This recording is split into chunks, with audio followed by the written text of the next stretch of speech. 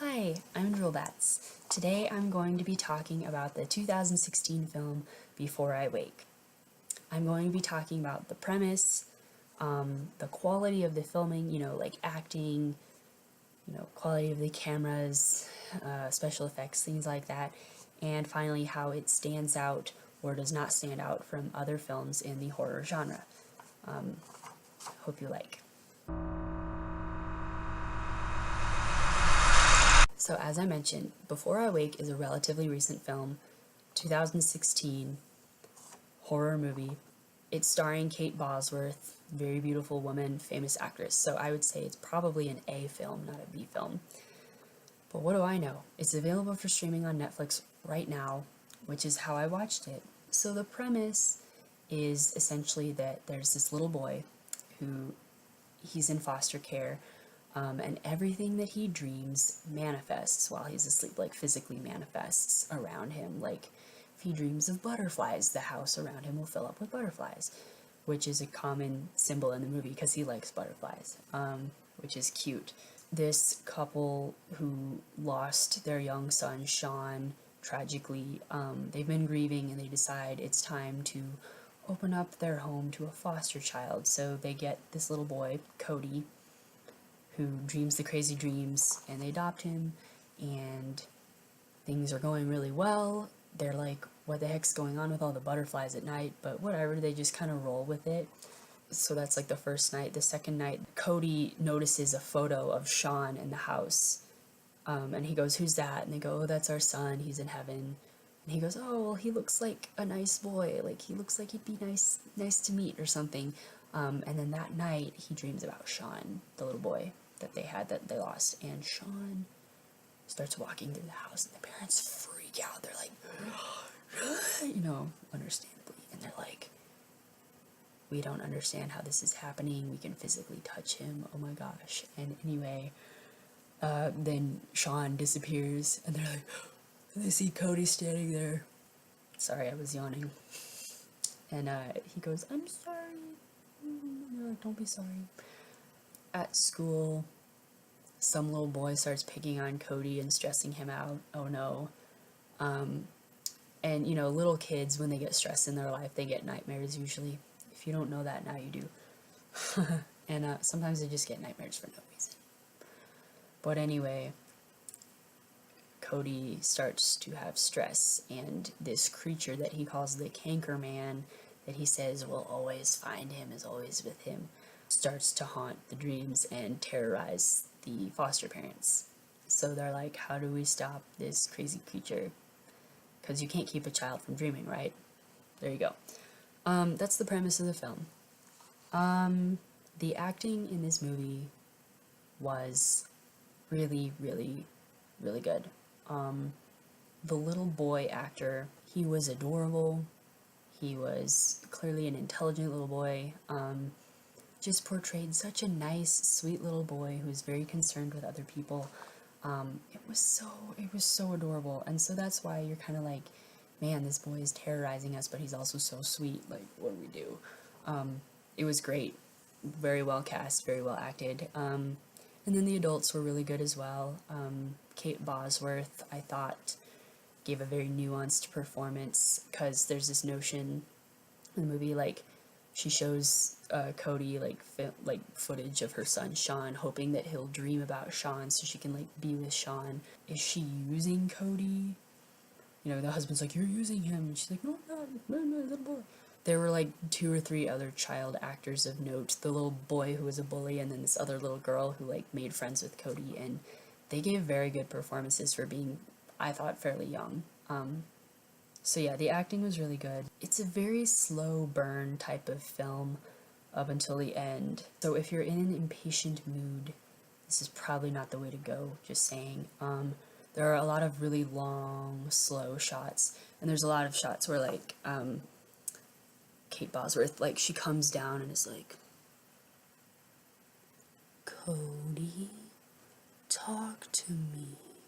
Like that, and it's just like right, in the middle of the frame, really slow, and she's like, or the dad is like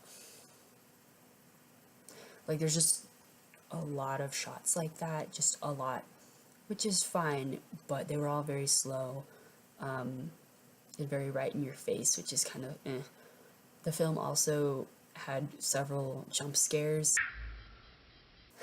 which I don't think is fair, because it's like you give us really long, slow, drawn out films, and then just like you're abusing both ends of the film speed spectrum. But anyway, so if you hate jump scares, I don't think there's too many, but there are like 3 at least, which is a lot for some people. So this little boy, whenever he dreams, whatever he dreams becomes reality. So he dreams about butterflies a lot because he likes them. They remind him of his mom or whatever. So there's all these CGI butterflies all around. And there's like this monster that he calls the Canker Man, that he says will always find him, and it's like terrorizing people.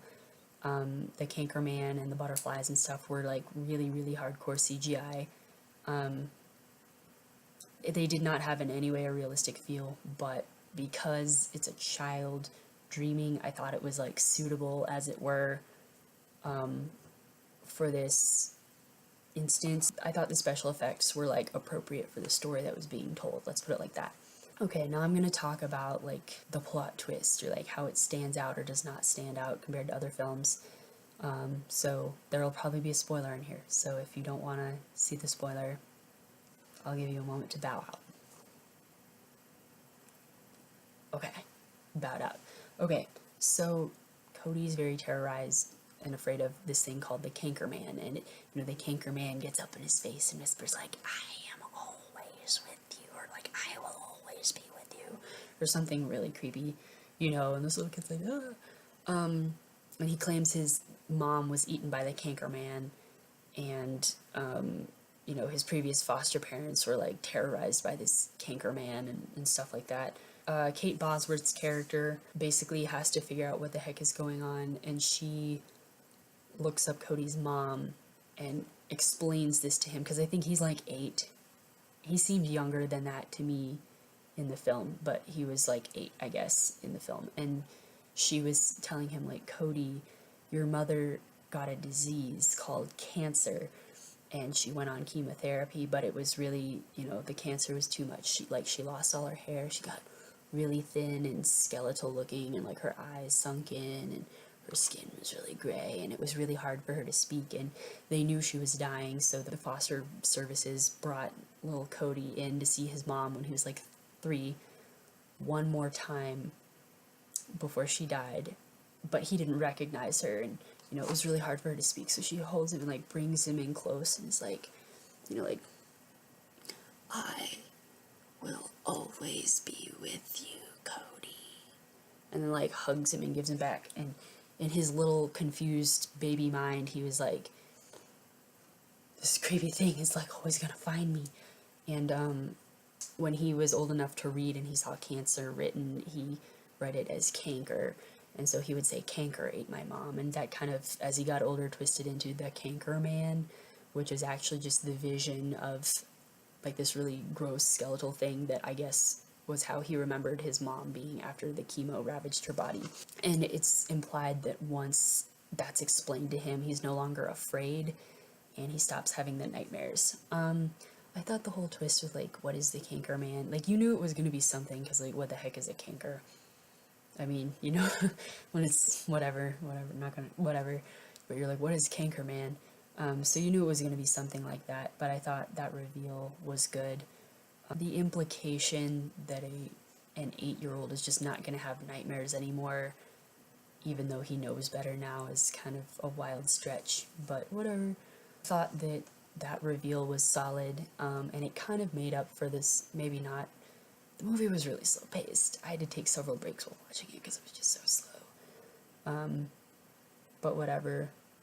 I think it's a really good suspense film, if you like suspense. There are a couple of kind of cheap jump scares. There's a little bit of like gross imagery, like he sees in one of his dreams like people with like these holes where their eyes are, and they're like, and it's really creepy. So I mean, if you're really squeamish, probably this isn't the flick for you, but it's really mild in my opinion compared to a lot of other horror movies. So I think if you want to get into horror and you've never, watched before, this is a good one to dip your feet in on. I would give it probably a 4 out of 5 stars. It wasn't my style, but it was still a very good film. The premise, your dreams come to reality, like I feel like that's been done maybe in cartoons before, but I haven't seen it done in like a live action movie for adults before, especially not in a horror movie setting. So I just thought that was a unique concept. Acting was very good, and I don't know, just it was well done. It was well done, clearly had a good budget. So yeah, hope you enjoyed it.